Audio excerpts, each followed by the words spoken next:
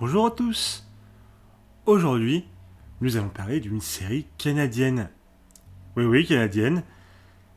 En dehors de faire de la bonne poutine et du bon sirop d'érable, d'ailleurs, essayez de mixer les deux, ça fonctionne très bien. Ils produisent aussi de l'excellente sitcom. Aujourd'hui, je vais vous expliquer pourquoi j'adore Kim's Convenience. Mais d'abord, de quoi ça parle? On suit le quotidien d'une famille d'immigrés coréens à Toronto qui tiennent une petite supérette.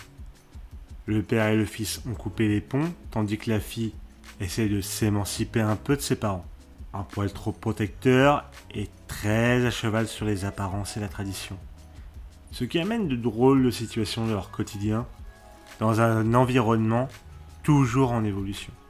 Il faut savoir qu'à la base, la série est adaptée d'une pièce de théâtre jouée à Toronto qui a eu énormément de succès. Et déjà à l'époque, le rôle d'Appa, le père de famille, était incarné par Paul Sun-Young Lee, qui est revenu avec plaisir pour la série télé. Et j'aime beaucoup cet acteur, donc ça fait plaisir.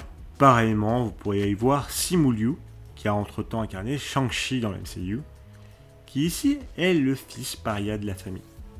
Et ces acteurs, comme tous les autres de la série, incarnent parfaitement bien leurs personnages, qui sont incroyablement attachants. Ils ont tous leurs petits défauts et leurs passifs qui nous font croire à tout ça. Le petit côté bourru d'Appa, Uma qui fait semblant de t'écouter mais manipule un peu tout le monde, gentiment, Janet qui se pense plus légitime que tout le monde, ou Jung qui a mine de rien un énorme ego. Mais le plus gros point fort dans tout ça, c'est les relations entre ces personnages faillibles. En effet, comme je vous ai dit, le père et le fils sont en mauvais termes suite aux erreurs de Jung pendant son adolescence. Cependant, vous vous doutez bien qu'ils seront amenés à interagir directement ou indirectement, et cela fait une grande force de la série car on voit qu'ils s'aiment tous les deux, mais sont trop fiers pour faire le pas dans la bonne direction. Puis l'on voit le reste de la famille graviter autour d'eux, qui essayent tant bien que mal de mener la barque pour qu'ils se retrouvent. Et mine de rien, je trouve ces relations très belles, très justes et fortes de propos. Et le contexte d'une famille d'immigrés coréens en plein Toronto n'est pas le plus commun, ce qui rajoute un petit plus à la série. Bon, je vous raconte qu'il y a des relations entre les personnages et que c'est extrêmement bien écrit. Alors, oui, après, on n'est pas devant une série dramatique.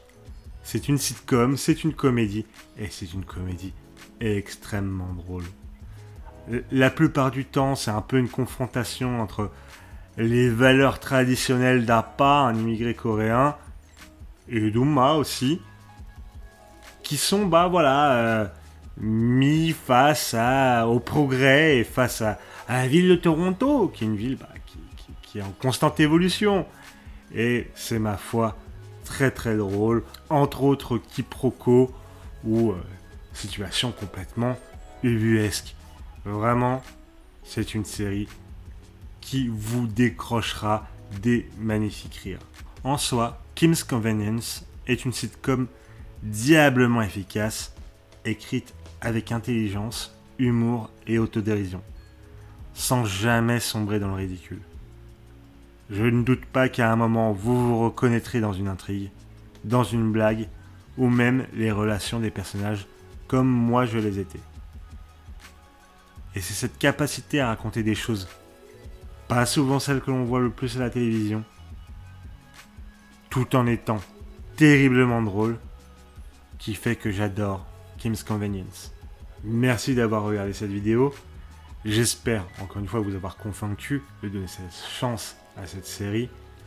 En tout cas, moi je l'ai adorée et je vous la recommande fort. On se retrouve bientôt pour une prochaine vidéo. Des bisous, à la prochaine.